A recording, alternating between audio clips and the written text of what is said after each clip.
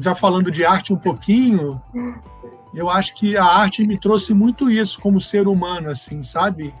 Aprender a olhar ao meu redor, ampliar minha atenção para o mundo e ser mais poroso e receptivo para os outros, assim.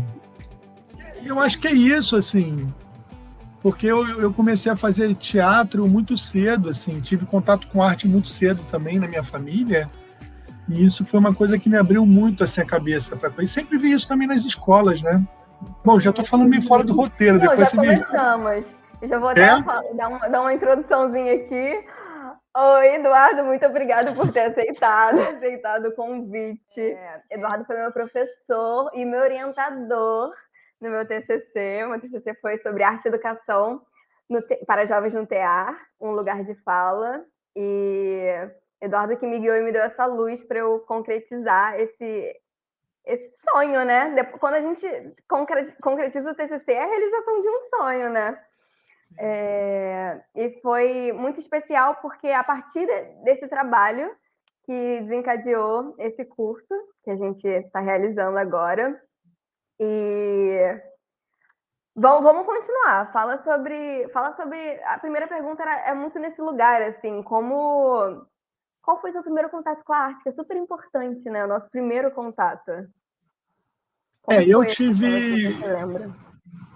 tive, na verdade, um privilégio de ter nascido numa família, por parte do meu pai, bastante artística, assim, né? O meu avô, ele era restaurador de obras de arte, fazia restauração de obras, e a minha avó era pintora. E meu pai, arquiteto, também pintava, sempre. Então, assim, eu de muito pequeno, os meus finais de semana na casa dos meus avós eram finais de semana sempre a gente pintando, desenhando, construindo coisas. Então, a lembrança que eu tenho da casa dos meus avós, e casa de avó tem um pouco isso, né? A casa de avô, eu acho que é um espaço de ampliação da imaginação, de experiências, né? De ampliação da imaginação, de você ouvir histórias, né? Como que os idosos e as crianças se aproximam nessa capacidade de gostar de contar história, de ouvir história, né? Meu avô sempre contava muitas histórias, minha avó também. E lá na casa dos meus avós, a gente tinha o hábito de construir as coisas, fazer nossos próprios brinquedos. E meu avô tinha uma marcenaria, uma serralheria. Meu avô era serralheiro também. Ele fazia esculturas em ferro. Então, meu avô fez várias coisas importantes, assim como esculturas em ferro, portões, enfim, coisas que não são feitas, mas era tudo feito à mão. Então, a gente teve desde a infância essa relação com a arte muito forte. E meus irmãos, eu tenho mais 3 irmãos, todos eles foram para as artes visuais, por conta, eu acho, dessa influência dos avós. Dos avós. E eu, ao contrário, eu fui para as artes cênicas. Né? Eu fui saindo um pouco desse lado das visuais. Claro que também tem relação. Também fazer teatro na casa do meu, isso é muito importante. O meu avô ele permitiu que, com muito novinho, eu não me lembro a idade exata, mas eu e minha irmã, a gente ficava ensaiando aos sábados para no domingo fazer um show de variedades para os meus avós, que a gente apresentava. E aí o meu avô permitiu que a gente botasse uma cortina de teatro na sala dele. Você imagina isso? Ele furou lá e botou um varão para ter uma cortina para a gente se apresentar aos finais de semana. E aí meus pais chegavam para nos buscar no domingo, eles assistiam esse show de variedades que era feito. Eles chegavam e assistiam vocês. Nossa, imagina a expectativa para chegar ao final de semana e os pais chegarem para buscar e poder assistir. Exatamente, eles chegavam no final do domingo, assim, mais ou menos, umas 6, 7 horas da noite, aí culminava o domingo com essa apresentação na sala deles. Então, assim, a lembrança que eu tenho do teatro é desde muito pequeno e da arte também desde muito pequeno. Um privilégio poder ter isso na família. E depois na escola também eu sempre me interessei muito, sempre gostei das aulas de arte. Não tive teatro infelizmente não tive teatro na minha escola no ensino básico. Depois no ensino médio, eu com colegas, a gente fundou um grupo de teatro na escola. Eu estudava numa escola só masculina no Rio de Janeiro, chamado Colégio São Bento. E a gente conseguiu criar, a gente pediu autorização para criar um curso de teatro aos sábados. e essa foi um pouco da minha trajetória, assim, bem de muito novo. Eu já sabia que era isso que eu queria fazer. Desde Mas muito cedo. é uma sorte, né? Porque nem sempre a gente Sim. descobre o que a gente deseja cedo, né? É uma sorte. E assim, não é tão comum, e está se tornando cada vez mais comum, a gente da área artística tem esse interesse pela área acadêmica, né? E eu queria saber, assim, por que você se interessou em seguir a área acadêmica? Porque eu vou dar uma breve lida aqui, porque eu estou com um pedacinho do seu Lattes aqui aberto. Tem... Muito bom. Você se Esse troço formou... chamado Lattes. Você se formou ator na Cal, aqui no Rio de Janeiro. Se graduou em artes cênicas com habilitação em direção teatral na Unirio. É pós-graduado em educação artística. É mestre em artes cênicas pelo programa de pós-graduação em artes cênicas da Unirio também. E fez um doutorado sanduíche também. E esse doutorado eu achei incrível, porque o tema é ensinar ensinando, ensinar ensinando. Eu achei ótimo. Entra muito no que a gente vai falar sobre arte, educação, educação, arte. Eu queria saber, assim, seu interesse pela continuar estudando na academia, porque é muito comum a gente não optar, né, por estudar. É verdade. Na verdade, essa relação academia e os artistas, ela sempre foi uma relação mais complexa, assim, há um tempo atrás, né? E tanto os artistas se abriram mais para a academia, como a academia se abriu mais para os artistas também. Isso eu acho que tem talvez uns 20 anos, ou menos um pouco, mas assim, hoje em dia cada vez mais os artistas estão interessados em fazer uma formação, seja graduação, seja pós-graduação, lato sensu, estrito sensu, né, mestrado, doutorado. Então, a gente tem visto uma tendência dos artistas também procurarem a academia. E a academia também se interessar por isso. E se interessando por isso, a academia também modificar um pouco os modos de apresentação dos trabalhos. Eu acho que isso que é interessante. Né? Eu, por exemplo, também dei aulas em cursos de teatro, dou aula em curso de teatro, coordeno uma faculdade de teatro também, e os TCCs estão mudando seus perfis, né? Eu acho que isso também é interessante. A maneira de apresentar os mestrados e doutorados, as teses, né, e as dissertações também estão se alterando. Então, eu acho que isso é uma relação muito interessante entre os artistas e a academia. Eu acho que a arte sempre está no mundo num lugar de provocação, assim, de trazer um pouco essa transformação do nosso olhar sobre o senso comum, sobre o que a gente está habituado a ver. Ela tira um pouco essas teias de aranha, ou essas ferrugens do nosso olhar. Assim. Eu acho que a arte dá uma esfregada dizendo assim, por que você não olha por aqui? Ou por que não poderia ser assim? Né? Eu acho que isso é sempre... um leque de possibilidades, né? A gente às vezes está no dia a dia, a gente acaba olhando só por um lado ou só por outro, e quando a gente tem umas experiências estéticas e se permite também, porque é uma questão de se permitir, né? E quando você está no lugar fazendo alguma experiência artística, parece não, nós temos a sensação que é permitido experimentar. Tudo ali é permitido, não tem errar. Não ter errar já é se permitir muita coisa, né? Então, verdade. a arte na educação agrega muito por esse quesito, assim, porque às vezes a gente fica nesse lugar da educação do certo, do errado, da nota, e quando você coloca algum tipo de avaliação, algum tipo de experiência relacionada à arte, você tira essa coisa do certo e do errado. Olha só que incrível.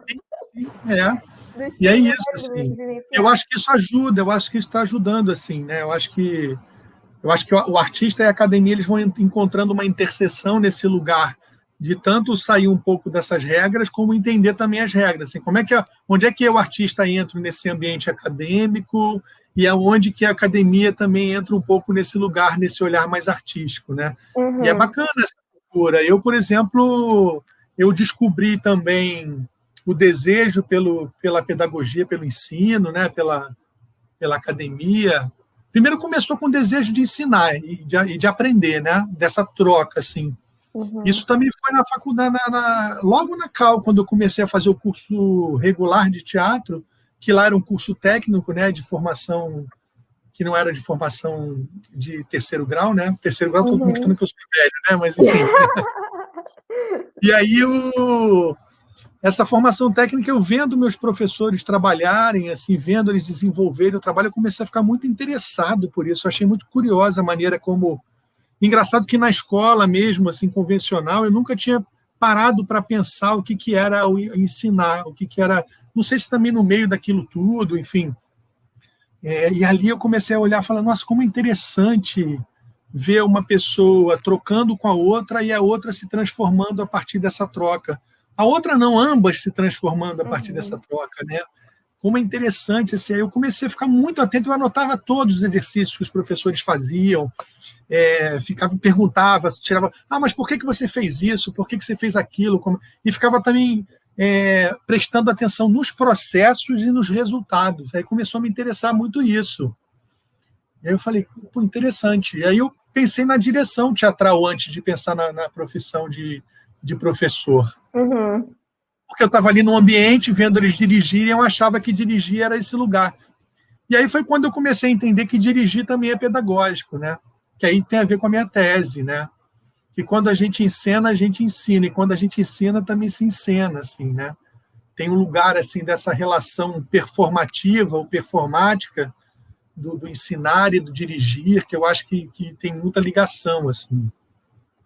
Enfim, foi um pouco isso que foi acontecendo, foi por aí que eu fui para dirigir teatro, aí eu comecei a dar aula em escola, fiquei 14 anos trabalhando numa escola como professor, fiz projetos também com o governo do estado, com a prefeitura, por exemplo, esse curso, né, você falou que está fazendo um curso de formação para professores, eu trabalhei num projeto chamado Capacitar, que era um projeto do governo do estado, Secretaria de Educação do governo do estado, e esse projeto era um projeto de capacitação de professores da rede estadual. Eu viajei o estado inteiro do Rio de Janeiro. Caramba, que incrível! Fazendo oficinas de teatro para professores da rede estadual. Foi muito legal. Como foi essa experiência? Conta um pouco mais, agora estou curiosa. Tem 20 anos essa experiência. O projeto chamava-se Capacitar 2001, olha só. Caramba, 20 anos exatos. São 20 anos esse projeto. Ele começou em março de 2001 e durou o ano todo de 2001. Foi uma pena que ele não foi retomado. Sempre dá pena disso, né? Porque às vezes tem projetos tão bons que ficam esquecidos ou que param, ou que um governante que vem depois, só pelo fato de ter sido feito por alguém da oposição ou de um outro partido, mesmo que seja uma boa ideia, a pessoa não é meu, então não vou fazer. Eu acho que alguns projetos deveriam ser de Estado e não de governo, né? Um projeto deveria ser permanente, independente de qualquer governo, cara, isso aqui tem que existir. E eu acho que cultura e educação tem projetos tão bacanas que já ficaram engavetados ou que foram abandonados e que deveriam ser projetos, né? É muito sério, né? Você lidar com cultura e com educação, e como essas coisas precisam estar juntas, né? E aí esse projeto era isso, esse projeto a gente viajava por essas escolas, eu e mais vários oficineiros, trabalhando com música, com teatro, com literatura e com artes visuais. Eu era o responsável pela parte de teatro. E era muito legal, assim, você trocava muita coisa interessante, você recebia muita coisa, tanto dos alunos, porque alunos também participavam desse projeto. Ele era um projeto de capacitação de professores, mas na sala de oficinas tinha professores e estudantes juntos, assim. Aí era Nossa, muito... isso é ótimo. O aluno vê o professor nesse lugar também de experimentar, de se permitir. Exatamente. Como eram falas importantes nesse sentido. Os professores falaram muito isso. Nossa, como foi importante perceber essa relação, né? Porque eles se jogavam, os professores e os alunos também juntos ali, criou... Então, assim, todos os comentários sobre a oficina eram sempre nesse sentido, assim, de como eles deram uma transformação, assim, deshierarquizaram também essa relação de professor e aluno, sabe? Claro que sempre tem essa relação, mas ali tinha uma entrega, e todo mundo se colocando em risco, que era muito interessante. Sim, o teatro pede isso, né? E aí todo mundo tropeçava junto, levantava junto, era muito legal, era muito bom. E foi um processo muito rico, porque eu trouxe para os professores vários exercícios, jogos específicos do teatro que poderiam auxiliá-los, assim, como seres humanos em primeiro grau e como docentes também, né? Aí Muito interessante isso. Como ressignificou, né, a relação professor e aluno. Sim. Muito, e o que é legal disso, Gabriela, é porque, para mim, foi muito claro, assim, eu tenho três vertentes da minha área, assim, eu sou ator, diretor e professor. E essas três áreas, elas sempre se complementam, sabe? Elas sempre estão juntas, assim. Quando eu estou numa sala de aula, eu nunca abandono o artista que eu sou, e quando eu estou no palco, eu nunca abandono também o pedagogo, o professor que eu sou também, assim, esse outro lugar, sabe? Esse outro olhar. Então, eu acho que as coisas estão sempre me alimentando. A sala de ensaio alimenta a sala de aula alimenta a sala de ensaio. Às vezes ela aparece no mesmo lugar. Nossa, eu acho que eu estou na sala de ensaio, às vezes eu acho que eu estou na sala de aula, assim. Eu sempre falo muito isso lá na FEBEF, né? Eu acho que a contribuição melhor que eu posso dar para a faculdade é não deixar de ser artista lá dentro, né? E trazer esse olhar também. Perfeito. A próxima pergunta era justamente isso. Ah, é? Como é para você, assim, ser um professor universitário, mas relacionado a artes e numa faculdade pública? Sim. Aí tem tantas coisas nessa questão. A primeira delas, eu acho que é talvez a mais importante da gente pensar, assim, como que a gente vive num país que ainda a arte é tão desvalorizada e como que a escola acaba sendo um reflexo, né? A escola é um reflexo da sociedade. Eu acho que a escola deveria ser mais do que um reflexo, deveria estar sempre provocando também não ser só um reflexo, mas ser uma resposta, né, ao mundo, à sociedade. E aí eu vejo também que é sempre uma disputa, né? O espaço das artes dentro da escola. Você sabe muito bem disso também, assim, como que no espaço convencional, no espaço tradicional escolar, a arte ainda é um lugar. Você vê agora que a gente está recentemente perdendo espaço também das artes, agora com esse retorno, né? O primeiro lugar que você sempre. Faltou verba, o que a gente vai cortar? Arte. Não é? Não tem sala, não tem espaço. O professor de arte faz aqui no pátio. Um jeitinho de fazer ali. Quer dizer, a arte sempre acaba ficando com letra minúscula, assim, né, nesses espaços. E eu acho que a universidade brasileira acaba refletindo um pouco isso. Mesmo as escolas, as faculdades, né, que estão formando professores, você vê na própria FEBEF, com toda. A gente até está aumentando, acho que está conseguindo crescer um pouco o espaço de arte dentro da FEBEF, mas também é pequeno. Vocês, como estudantes de pedagogia, tiveram pouquíssimo contato com esses espaços artísticos ali. Claro que todos os professores trazem esse olhar, mas esse espaço específico é sempre muito pequeno. Sim. Eu, enquanto estudante, eu busquei muito, né?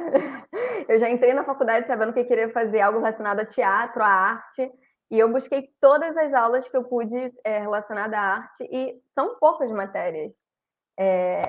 Eu fiz todas, e mesmo assim não é metade do meu currículo. Sim. A gente está tentando crescer lá, estamos conseguindo, até com essas reformulações curriculares que a gente tem feito, esses espaços aumentarem.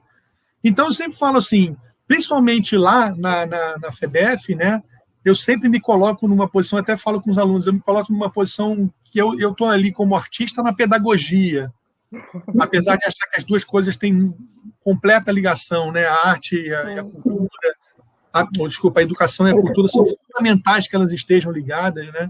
Eu tenho um colega que faz um projeto muito bacana, colegas que fizeram projetos muito bacanas de ocupação de escolas, como eles dizem que toda escola deveria ser um centro cultural. Que eu acho que esse conceito chama-se Ocupa Escola, se você quiser depois pesquisar sobre, é bem bacana. São ocupações de escola como espaços culturais mesmo. Eu acho que esse é o caminho, assim, que as escolas fossem ocupadas culturalmente, né, pelos próprios estudantes e pelo entorno da escola. Quanta coisa tem ali sendo produzida e que às vezes não se olha para tão perto, a gente fica procurando olhar tão longe, né? Então, assim, como professor, eu sempre procuro muito que a gente tenha esse olhar. Vamos olhar para quem está aqui por perto. O que está sendo produzido, por exemplo, na FEBEF? O que está sendo produzido na Baixada Fluminense e que a gente pode olhar e trazer para cá, para dentro da UERJ? E aí eu sempre falo sobre isso, né? Os artistas locais, para que vocês conheçam esses artistas e o que eles estão produzindo e os processos, as inspirações. Você chegou a fazer comigo essa disciplina, você lembra desse... Sim, né? sim. E aí eu acho que é um pouco isso também, né? Como que a FEBEF poderia se transformar num centro cultural? Eu sempre falo muito isso, espero que isso aconteça. Tem atividades culturais, bastante coisa acontecendo na FEBEF, sempre teve. Sim, tem. Os alunos são super relacionados à arte, eles se expressam muito, né? Quando a gente entra no CA, no centro acadêmico, de todas as matérias, tanto de matemática, tanto de geografia quanto de pedagogia, é arte para tudo quanto é lado, todo mundo se expressando e querendo se expressar, né? Exatamente. Exatamente. E a FEBEF eu poderia dizer que ela é um pouco mais aberta do que as outras universidades tradicionais, né? Talvez por ser um pouco menor, ela seja mais aberta para a arte em si. Não sei se está muito relacionada a isso.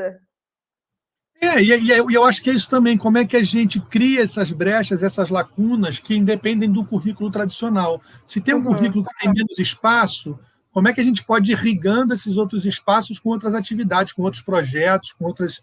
Então, acho que isso é importante também, assim. E aí eu acho que também a escola tem isso, né? Se a escola, dentro do currículo convencional, a arte tem pouco espaço, cria-se um espaço, irriga um espaço aí para a escola, outras coisas, atividades, que eu tenho certeza que os jovens vão querer participar. Com Eles certeza. participam. É um lugar da escola conhecer o seu aluno, né? E a família, porque quando se fala de arte, também se fala de família, né? O aluno precisa, principalmente dessas escolas de primeiro e segundo segmento, você precisa do auxílio da família, então, assim, é trazer também não seria público, né? Estou pensando num teatro já, mas trazer o público para mais perto. Trazer mesmo o entorno, assim. Pensar que ali em volta tem... As pessoas estão ali também ávidas por consumir cultura, por descobrir coisas. Então, isso eu acho muito importante. A escola sempre pensar nesse entorno. Quem está aqui em volta? Quem são as pessoas que estão produzindo, criando arte, consumindo arte aqui em volta, né? E é uma coisa que eu acho importante a gente também tirar a arte desse pedestal, que é uma coisa que eu sempre falo também, né? A arte, a grande arte, não é arte. Né, tem arte sendo produzida em vários lugares, né? Senão começa também a hierarquizar, essa é a boa arte, essa não é a boa arte, essa alta cultura, a baixa cultura, isso é uma grande disputa também de narrativas que existe sempre, mas o que está sendo produzido que pode chegar até nós? E lá na experiência da FEBEF, como foi interessante, assim, quanta gente bacana a gente recebeu, artistas visuais, músicos, cantores, cantoras, bailarinas, bailarinos, ritmistas de escola de samba. Nossa, se eu for contar aqui a quantidade na matéria de arte e movimento ludicidade, a quantidade de palhaços. Se eu for recordar aqui, você capoeirista, contador de história, é muita gente que já circulou por ali e que a gente teve a oportunidade de aprender. Também é isso, né? Onde estão esses aprendizados, esses saberes fora desse lugar também, que a gente acha que tudo, né, bota sempre num pedestal, mas o que as pessoas podem trazer de saberes para nós, assim, as pessoas que estão fazendo, que estão produzindo, né? E foram experiências muito ricas, assim, na FEBEF, com essa relação com os artistas locais da Baixada. Tem o Slam também, o pessoal do Slam já foi 2 vezes lá nas aulas, e eles adoram e as turmas adoram também, é sempre muito, muito rico também. E você falou uma coisa muito importante, o quanto a arte é cultural, né? A gente pensar ainda que a arte está num pedestal, mas na verdade ela é muito próxima da gente. Nós fazemos arte, né?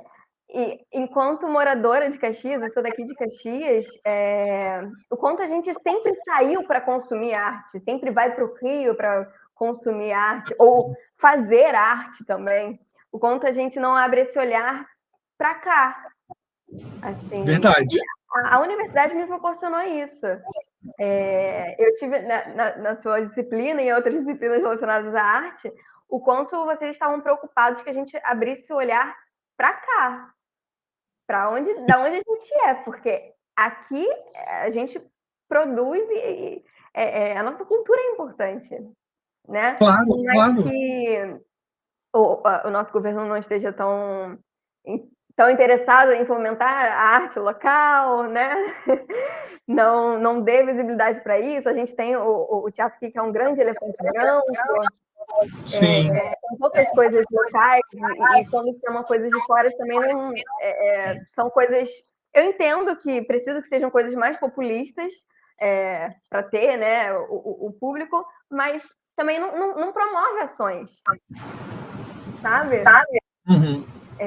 Enquanto a universidade me ajudou a abrir esse olhar também, foi muito importante. Eu lembro que numa disciplina a gente precisava trazer algum artista. Eu acho que não foi a sua. Eu me perdi agora qual foi essa. Acho que foi a do Aníbal. A gente precisava trazer algum artista que fosse dali de perto. E uma colega minha de grupo, ela ouviu uma Gario cantando. E ela teve ideia na hora. Você quer ir? A gente vai apresentar aqui na FEBEF. E ela estava ali, na rua da FEBEF. Ela foi, ela entrou na universidade, ela se apresentou, contou a história dela e ela ficou extremamente emocionada, porque foi a primeira vez que ela pisou numa universidade. E ela falava que eu sempre varro aqui a rua, sempre quis entrar, mas nunca tive a oportunidade. Então, assim, foi muito especial. E eu acho que é interessante, assim, quando a gente pensa no sentido primeiro da palavra arte, ou da noção de arte, ela está muito relacionada a essa capacidade primeira que o ser humano tem de transformar a natureza das coisas, assim, de olhar para algo e trazer um novo olhar sobre isso, ou transformar a realidade, transformar a natureza. E aí e o ser humano sempre fez isso com as coisas mais simples, assim. Então, quando a gente fala dessa arte que começa a ser o mercado, porque é diferente a arte do mercado da arte, né?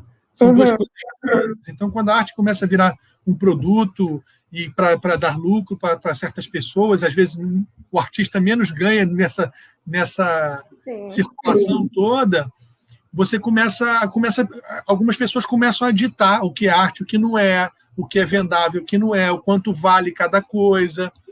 E aí você começa a se afastar desse lugar primeiro, que é a necessidade humana disso, como você falou. Às vezes você cantar alguma coisa enquanto está fazendo um trabalho. Quantos cantos de trabalho existem, né? Chamados cantos de trabalho. As pessoas cantam enquanto trabalham, na lavoura, lavando roupa, né? Na colheita. Então, esses cantos, esses festivais, esses mascaramentos também, muitos mascaramentos, a história da humanidade foi fazendo desde sempre. O ser humano sempre teve desejo por tornar-se outro, ou por tornar a sua realidade outra, que é o desejo de teatralidade que a gente tem.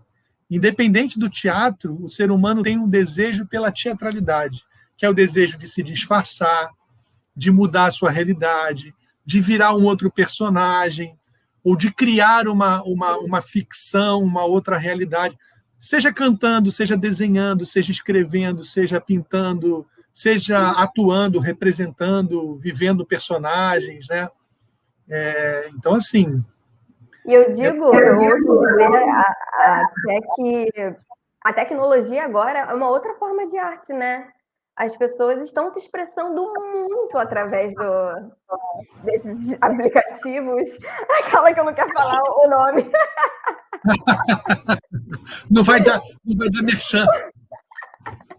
Mas a gente está descobrindo, né? O nosso médico, o nosso advogado, todo mundo se expressando muito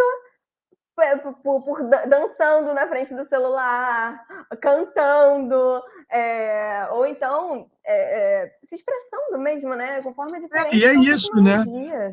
a internet, as redes sociais, esses aplicativos, eles começaram a dar muita visibilidade, né? Pessoas que não tinham visibilidade começaram a ter visibilidade. Para o lado bom e para o não tão bom, né? Então, assim, é bom que todo mundo tem espaço, democratizou esse espaço, né?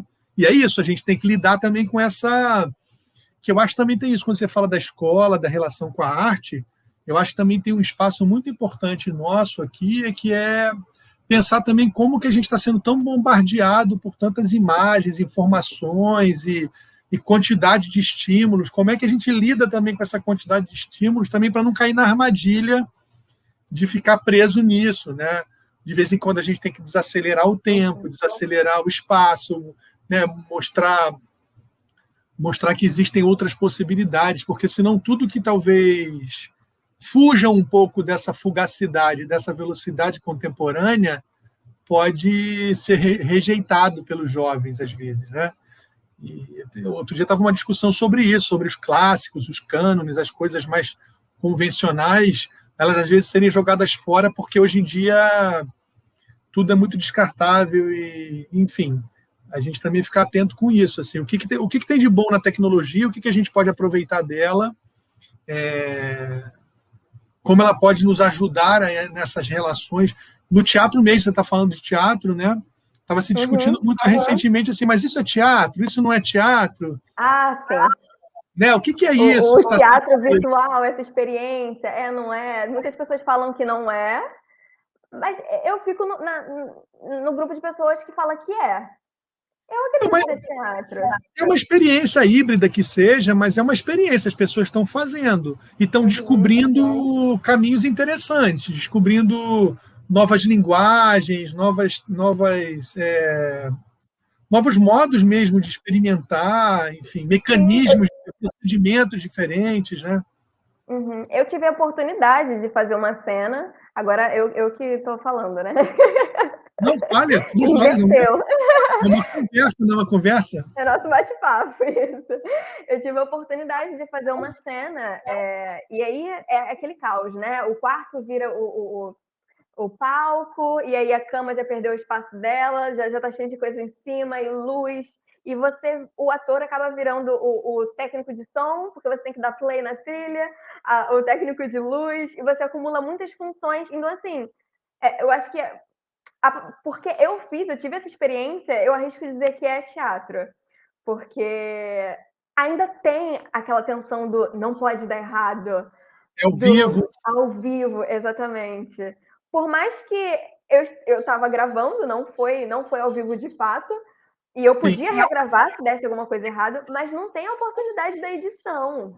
Então, assim, se desse errado, eu ia ter que repetir tudo de novo. Então, você não quer que dê, né? Tem o espírito do teatro ali. Então, uma coisa que eu acho que é uma realidade é esses encontros que a gente está fazendo esse agora, por exemplo. Você ter possibilidade de ter encontros que, às vezes, no cotidiano convencional, a gente não conseguiria. A gente está aqui agora reunido, conversando. Talvez fosse mais difícil marcar esse encontro nosso. Ou talvez você nem pensasse em filmar esse encontro. Ele não ia ficar registrado de algum jeito, né? Então, eu acho que também trouxe para nós, sei lá, a possibilidade. Um colega meu fez espetáculo outro dia, tinha gente de Berlim assistindo, gente em Paris assistindo, gente em Aracaju, em Vitória. Então, assim, você fala, nossa, você também abre a possibilidade. Eu acho que esse veículo já estava aqui, mas agora eu acho que ele vai entrar de uma maneira muito forte. Vai mudar algumas relações de trabalho, vai mudar algumas relações das apresentações, dos espetáculos. Eu acho que o teatro não vai morrer. O teatro nunca vai morrer. O teatro nunca vai morrer. Eu sou desse time também. Acho que a gente abre outra possibilidade de apresentação. Sim, acho que essas... agora eu acho que a gente vai ter a oportunidade de assistir de casa também. Eu não posso assistir, estamos em temporada no Rio de Janeiro, eixo Rio de Janeiro e São Paulo, e eu sou de Manaus, vai ter uma transmissão ao vivo, e aí você vai poder assistir. Cursos, né? Cursos que podem ser feitos dessa forma. Eu acho que é isso, né? Eu acho que a presença tem uma qualidade. Eu acho que esse espaço vai descobrir a sua outra qualidade também. Eu acho que as duas coisas podem conviver com qualidades distintas, com potências distintas, né? cada vez vai se descobrir mais coisas, novas tecnologias, mais, né? Porque é isso. A arte também sempre teve muito colada nas tecnologias, né? Às vezes a pessoa fala, a arte é tecnologia, como se fossem coisas. Não, pelo contrário. O teatro, por exemplo, sempre teve diálogo intenso com as tecnologias, sempre, sempre.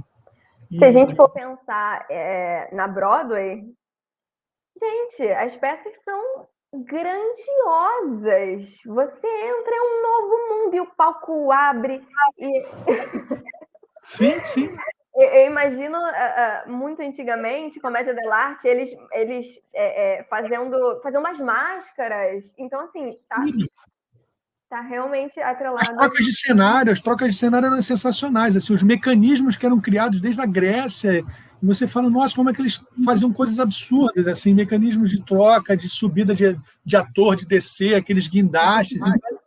Sempre foi. Depois, quando apareceu o vídeo, também a projeção de cinema, também rapidamente o teatro absorveu também essas tecnologias do cinema e vice-versa. A arte e a tecnologia sempre conversaram muito bem, assim. Falando nesse lugar de arte, tecnologia e dos clássicos que você tocou nesse assunto, acho que está muito nesse lugar da gente se reinventar e também pensar em como trazer esses clássicos para a tecnologia. Eu acabei lembrando de um projeto de um amigo meu, durante a pandemia também, que é onde a criatividade surgiu, né, para muita coisa.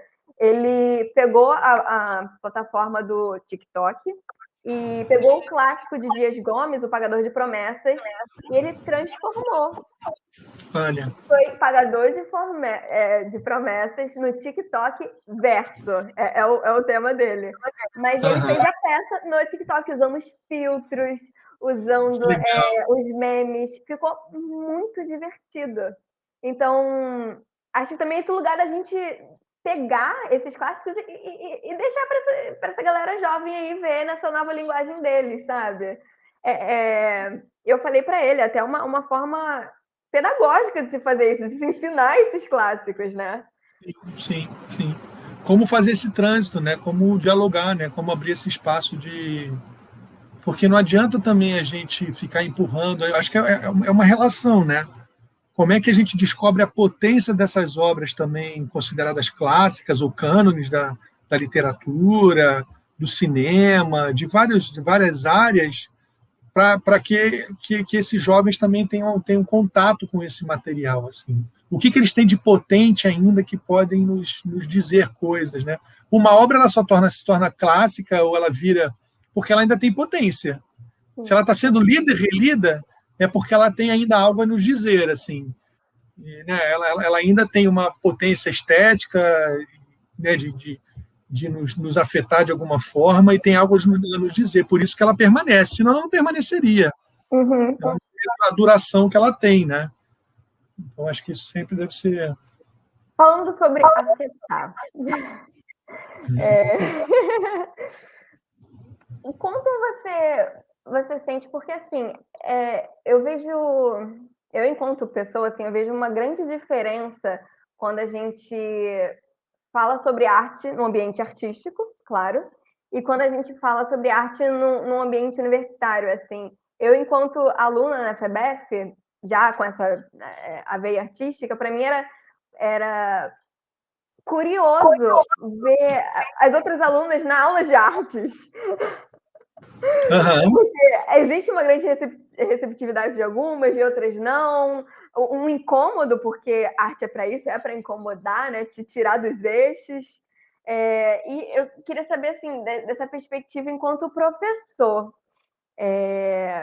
Professor universitário, assim, como você vê afetando esses alunos, sabe? Que tem uma relação com a arte meio atribulada, assim, não sabe meio como é.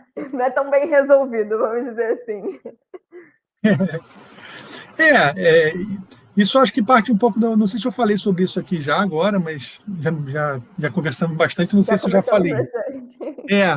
Porque assim, eu quando fui trabalhar na FEBEF, que é isso que você está falando, ou às vezes também na escola, quando eu trabalhava na escola, dentro da grade curricular convencional, estava ali o espaço da arte, eu sempre pensei que estrategicamente a melhor posição na minha visão ali dentro da sala de aula, era ser um pouco estrangeiro, no sentido de ser estranho.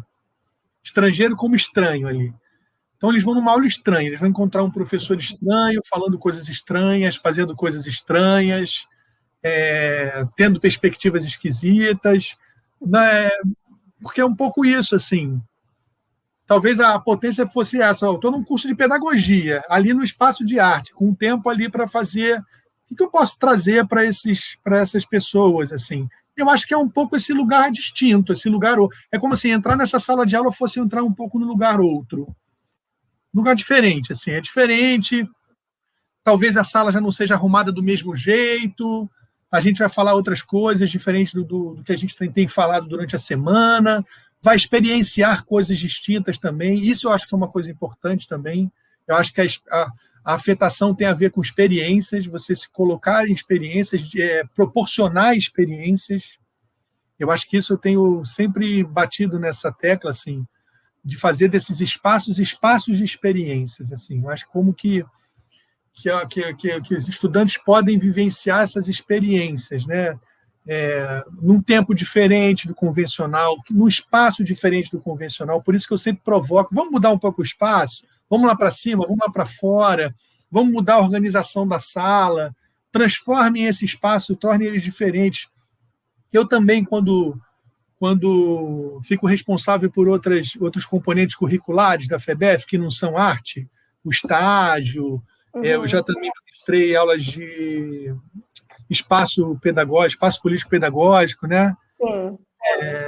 Escola como campo político-pedagógico. Então, eu sempre provoco para que os alunos tragam esse olhar sempre diferente para essas coisas, esse olhar outro. Assim. Então, por que a gente não pode olhar assim? Aí eu sempre falo, por que o seminário tem que fazer seminário? Vamos fazer outra coisa, vamos fazer uma experiência, vamos fazer um jogo, vamos fazer um quiz, vamos fazer uma... Então, eu vou propondo também nesses ambientes isso que eu falei lá no início, que a arte, no mais básico que ela tem, quando você pensar na origem da palavra, é um olhar ou uma transformação da natureza das coisas. E aí pode ser da natureza de uma paisagem, que você vai pintar diferente, pode ser um passarinho que está voando e você começa a resolver fazer uma música a partir dele, ou você pinta um quadro com árvores roxas ao invés de árvores marrons e verdes, né? Então, assim, mas por que uma árvore não pode ser roxa? Claro que pode, isso já é a transformação da natureza, né? Eu posso cantar qualquer coisa que eu quiser, diferente, fazer uma cena de alguma coisa. Ah, mas isso não tem muito a ver com o real. Claro, eu estou fazendo arte, não preciso ser fiel ao real. Eu posso fazer do jeito que eu quiser, é sobre o meu olhar. Então, eu procuro, assim, dentro dos espaços de sala de aula, trazer um pouco esse princípio. E se a gente... Esse "e se" eu acho muito bom. E se a gente transformasse esse espaço? E se a gente mudasse a nossa relação com o tempo? E se a gente olhasse isso sobre uma outra perspectiva? Por que não fazer isso? Então, eu também procuro muito nessa provocação, fazer perguntas, provocar os estudantes e as estudantes a fazerem realmente esses olhares diferentes, assim, encontrar coisas... Dentro das disciplinas artísticas, eu trago os artistas para trazerem esse olhar.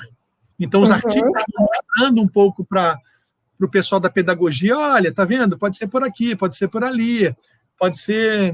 Enfim. Agora, voltando para o início, a certeza de que a gente vai afetar alguém ou transformar alguém, a gente nunca tem. A gente cria o ambiente, cria o espaço, tenta, dá a mão, está ali junto... Agora, afetar ou ser afetado depende também da capacidade das pessoas se abrirem. Eu tento o máximo provocar essa abertura, criar esse ambiente. Eu acho que essa ideia também é muito importante. Como é que você cria um ambiente ou constrói um ambiente? Eu penso nisso muito como professor e como diretor. Acho que a minha primeira função como professor e como diretor é criar um espaço onde a pessoa se sinta à vontade para se abrir. Acho que é o primeiro caminho. Eu estou construindo um lugar onde a pessoa olha e fala, nossa, eu acho que aqui eu vou me abrir um pouquinho. E aí cada um vai ter a sua abertura, dependendo da sua vivência, do seu momento. Às vezes a pessoa está no momento de abertura ou não está. Ou às vezes um dia... Eu nunca obrigo as pessoas a fazerem os exercícios também, entendeu? Isso também é uma coisa que eu fui aprendendo com teatro. Se a pessoa quer ficar ali assistindo, deixa ela assistir. Às vezes ela fica só vendo os outros fazendo, daqui a pouco ela começa a falar, ela começa a querer também entrar. Ela às vezes não vai entrar no primeiro dia, mas vai entrar no segundo, vai entrar no terceiro. Você não pode obrigar ninguém a se abrir, né? Você pode mostrar, olha como é bom se abrir. Talvez a melhor maneira de fazer o outro se abrir não é dizendo se abra. É você se abrir e todo mundo fala, nossa, como é gostoso fazer isso, como é prazeroso escutar o outro, ver as coisas. Eu acho que talvez é isso, pelo exemplo ou pela experiência plena. Se você está ali, eu sempre penso nisso também. Quando eu estou em sala, eu estou pleno. Quando eu estou numa sala de ensaio, eu estou pleno. Ali parece que o tempo e o espaço são outros, sabe? Não sei que horas são, às vezes eu passo da hora, às vezes eu não sei que horas são. Eu saio pingando de suor dali, porque eu entro na sala e na sala de ensaio de aula para fazer daquilo ali o momento único, assim, sabe? Não tem nem amanhã nem ontem, tem aqui agora, a gente aqui jogando. Essa ideia de jogo também. Se colocar está pronto para tudo, sabe? Eu não gosto de fazer. Vou até falar uma coisa meio assim, antipedagógica aqui, mas. Vai, conta. Porque às vezes claro que você tem um planejamento, né? E os anos de vivência nessas práticas vão te dando um pouco isso. Talvez a calma de você falar. Você não precisa. Você tem um planejamento, você tem um cronograma, você tem o plano, você tem todos os conteúdos, mas você também tem o aqui e agora. Você tem que estar disponível para esse imprevisto. Você não pode querer empurrar tudo porque tem que cumprir cada coisa. Então, entender também essa flexibilidade, que é outra palavra importante, flexibilidade, para poder. Né, olha como tem assim. Eu já fiz aqui, foi quase uma capoeira, né? Como a capoeira também é uma arte que vai ensinando a você a flexibilidade do jogo, né? Se um faz uma coisa, você tem que descer. Se você sobe, se você. Então, aprender a ser flexível a esses ventos que vão te dizendo que você vai estar em contato com outros seres humanos. Qual é o sentido de você estar em contato com outros seres humanos se você não se abre para eles, né? Eu não entendo muito assim. Se você está diante de humanos, não tem nada melhor do que você está diante de humanos, você está diante de uma diversidade enorme de possibilidades ali. Uma sala de aula é um número infinito de possibilidades, né? Eu penso um pouco isso, assim. Então, quando eu vou trabalhando com os conteúdos, é um pouco nesse lugar de deixar que eles transitem ali, né? E aí você não tem como ter controle sobre quem vai ser afetado ou quem não vai. O que você diz a gente vai jogar, vai brincar, vai fazer. Você quer vir conosco? Venha. Se não é o seu tempo, se não é o seu momento, aproveite o que você puder. Assim, uma aula é um pouco isso. Tem um vídeo, eu não sei se eu passei para a turma de vocês, eu normalmente falo para as turmas do Deleuze, que é um filósofo, Gilles Deleuze, um filósofo, muito interessante, que ele diz o que é uma aula. Depois já estou notando aqui. É muito legal que ele fala sobre o que é uma aula, porque ele fala um pouco sobre isso, assim, que uma aula é um organismo vivo. Olha! Se está vivo, minha gente, está no mundo. Vai para lá, vai para cá. Então, uma aula a gente não tem como ter controle sobre uma aula, porque ela é um conjunto de pessoas ali em jogo, né? E aí, uma hora a atenção vai para cá, uma hora a atenção vai para lá, uma hora vem para cá, uma hora você dorme na aula, aí você acorda de novo como uma coisa te chama a atenção, aí você fala, isso aqui é legal. Também ninguém captura. Se uma aula durar 2 horas, 1 hora, você não captura 2 horas de uma aula. Ninguém fica atento a tudo.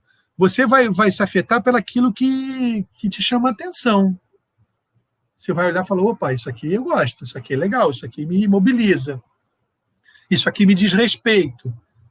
Então, eu sempre brinco também que quando a gente entra numa sala de aula, não é uma aula que é dada. São o número de pessoas que tem ali dentro. Então, por exemplo, se eu entro numa sala de aula, tem eu, mais 30 pessoas, são 31 aulas diferentes que são dadas naquele dia. Porque cada uma das pessoas que estava ali presente vai ter uma perspectiva sobre aquele encontro. Se alguém perguntar, Gabriela, como é que foi a aula de ontem? Você vai contar uma aula completamente diferente do que eu vou contar. E da sua colega que estiver com você. Sei lá. Tem uma amiga sua que está ali também. Gabriela, mas essa aula não foi aquela que a gente deu ontem. Quantas vezes alguém conta uma história e você fala, mas não foi assim que aconteceu? Porque é sempre uma perspectiva e sempre um ponto de vista. Então, isso também me ajudou muito como diretor, como professor.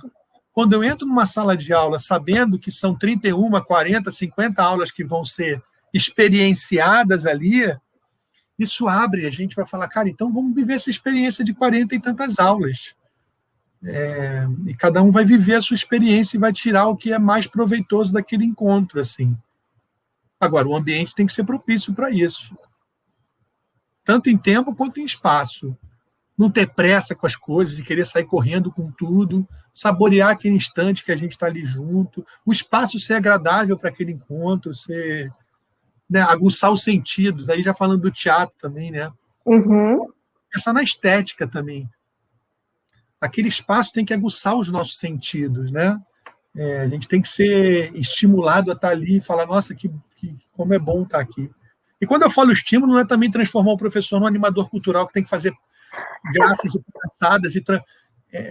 Como que essa diversidade de possibilidades pode existir. Assim. É tudo isso e não tem fórmula nenhuma. Muito bom. Como uma pergunta desencadeia tanta coisa, né?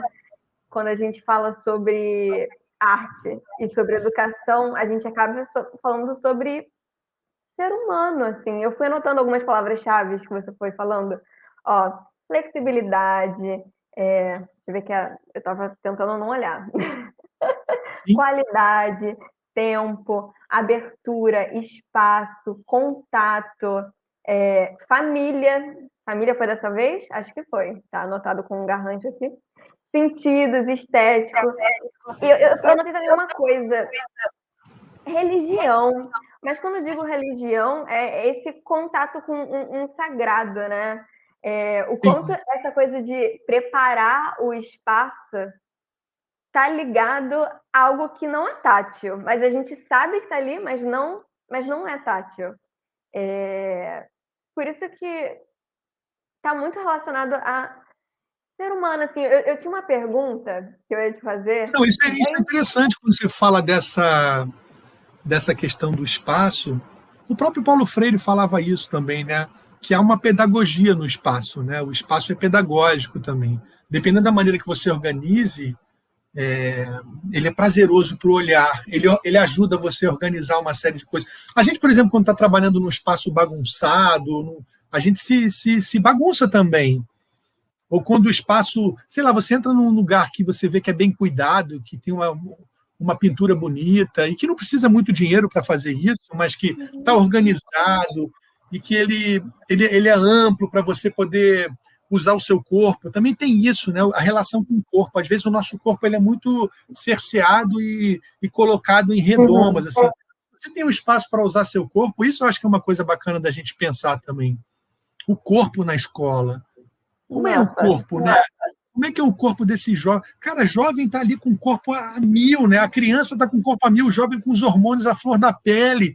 Como é que a escola não lida com essa noção do corpo, né? Do corpo, da sexualidade e dos anseios corporais, né? Às vezes parece que ninguém tem corpo dentro de uma sala de aula e todo mundo, né? Exatamente, sim.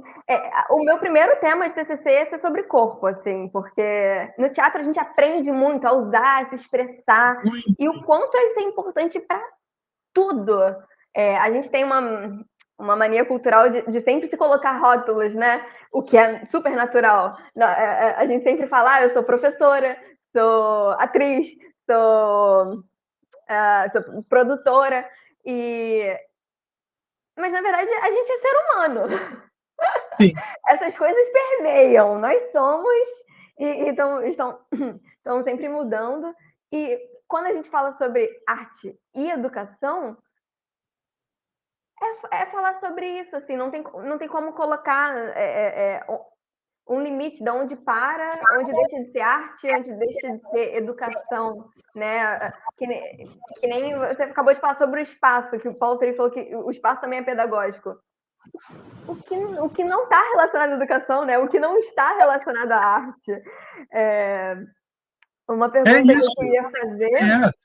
Só voltando àquela questão que você falou do sagrado, mas eu acho que tem uma relação com o sagrado, assim, independente de religião ou de qual religião a pessoa tenha, mas essa sacralização do espaço, esse respeito que você tem, assim, porque quando a gente fala disso também, a gente está falando dos nossos antepassados, né, das gerações, assim. Quando a gente fala do teatro, também o teatro, quando a gente está falando do teatro, a gente está falando de uma linhagem. Não, vai lá atrás, né? Você fala de quem veio antes de mim, né? Eu, por exemplo, quando falo que eu sou um artista, atrás de mim existe uma linhagem artística, um parentesco, uma família atrás de mim, de todo mundo que me inspirou, desde a minha família mesmo até minha família artística, de quem pessoas que foram me inspirando e que estão me formando até hoje, né? Porque eu ainda vou até o final da minha vida em transformação. Então, eu sou um processo mesmo. Então, o quanto essa linhagem, cada vez que eu faço algo, esse meu gesto, ele é a restituição de toda essa linhagem. Quando eu falo alguma coisa, ou faço alguma coisa, ou proponho alguma coisa, eu estou propondo também uma restauração de alguma coisa lá atrás, um comportamento de um primeiro que fez e que foi passando e que chegou e que veio aqui. Às vezes até você não sabe de onde veio, mas você está sabendo. Eu sempre gosto de saber de onde vieram essas coisas, né? De onde veio esse ritual, esse fazer. Eu acho isso muito importante, assim, essa ritualização do cotidiano, de entender. E é um respeito muito grande que a gente tem, né?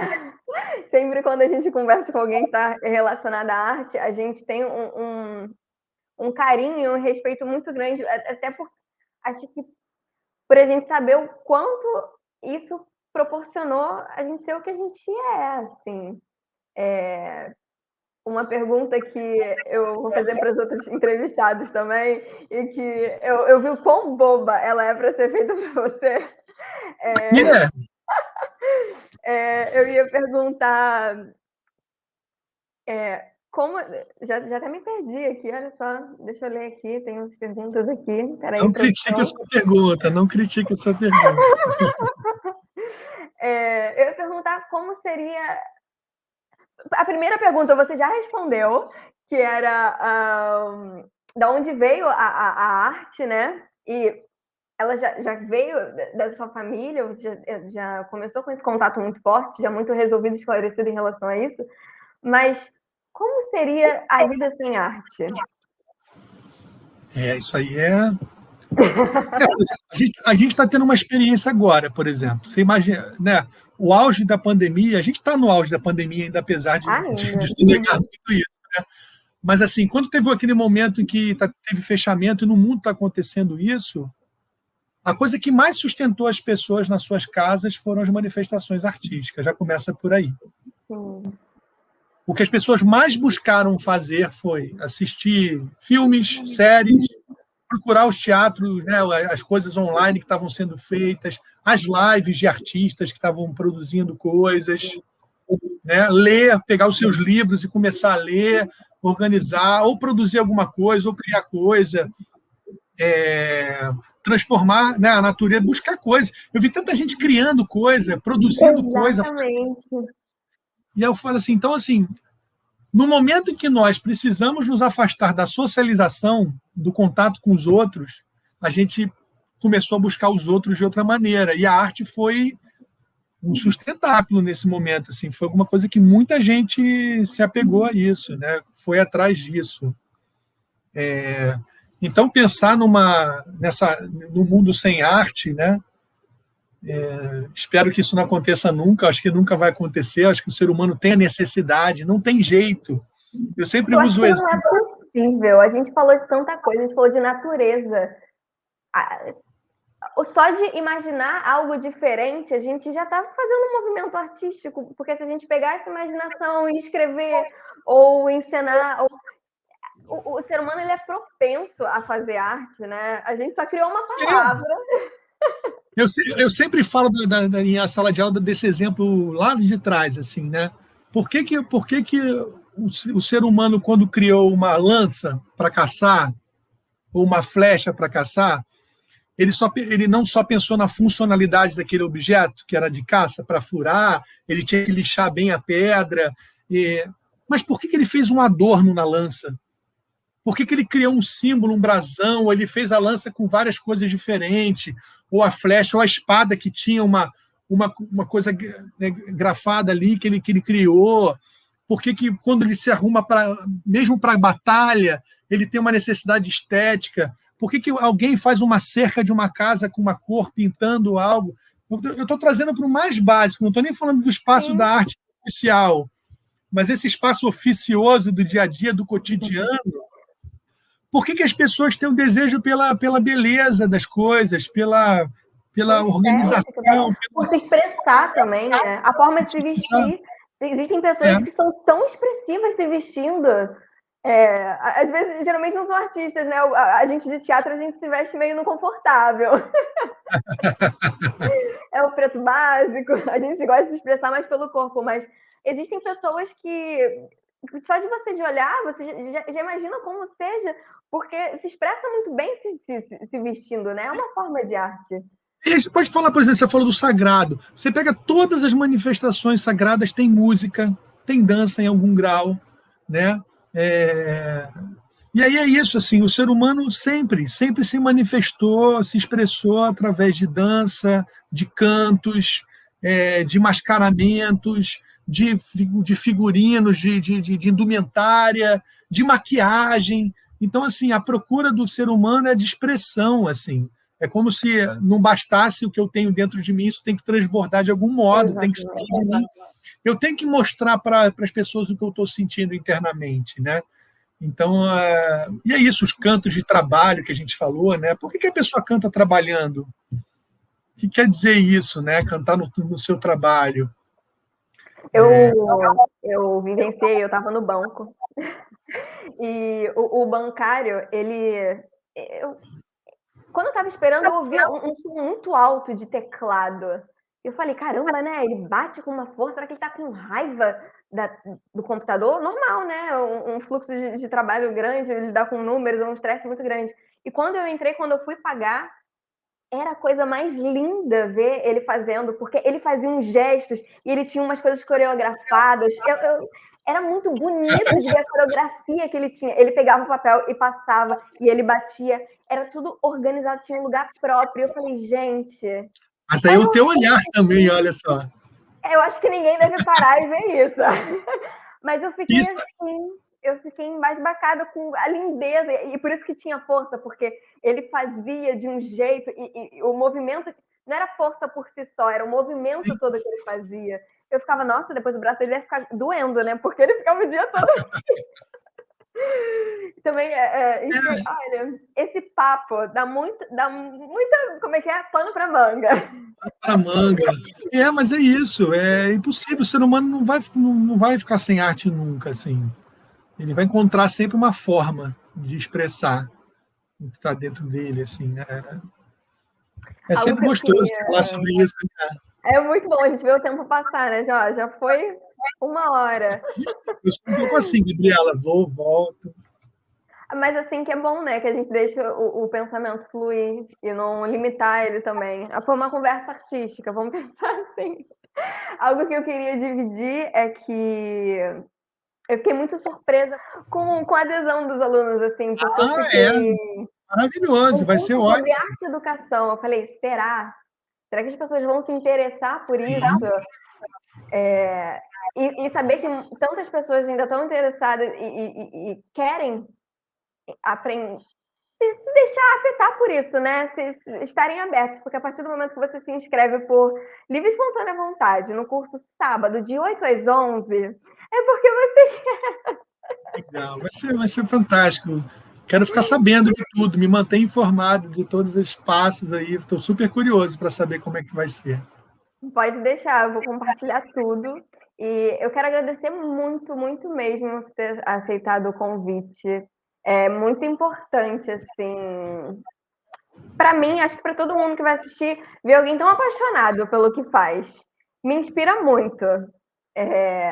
Eu tô só no iniciozinho, né? Acabei de me graduar, ainda tem que fazer tudo isso que você já fez, mestrado, pós, doutorado. Nada, não tem nada disso. Isso são só trajetórias, cada um tem a sua, cada um vai descobrir o seu modo de caminhar. Eu fico muito feliz, Gabriela, muito feliz de poder te reencontrar pela terceira vez, assim, né?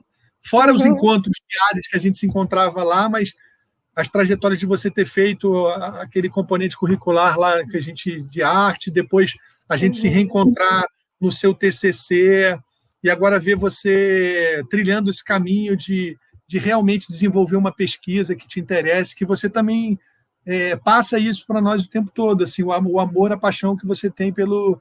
Vou dizer até amor, mais do que paixão, para ser menos... Né? Mas, porque o amor já é mais calmo do que a paixão, né? Então você já tem Às vezes tem esses componentes de paixão que são necessários, eu tenho sempre, mas eu também amo o teatro. Um projeto novo, algo novo, a gente tem esse componente de paixão, né? Estou aqui provocando, brincando com essas palavras de paixão e amor, mas... Enfim, tem esse se deixar afetar pelo que você faz. Mas eu digo que a minha relação com a arte, com a relação de ser atriz, é uma relação estável. Exato. Uma relação estável muito bom. Porque, como você... Partilha de bens também, partilha de bens estável. Exatamente. Eu soube desde muito nova, eu digo que eu não tive opção, assim, porque desde pequenininha eu falei... eu quero ser... Eu não falava eu quero, eu falava eu sou atriz. Quando alguém me perguntava, eu era muito pequenininha. O que você quer ser? Eu sou atriz. Mal sabia que não é fácil assim. Precisa realmente ter uma relação estável.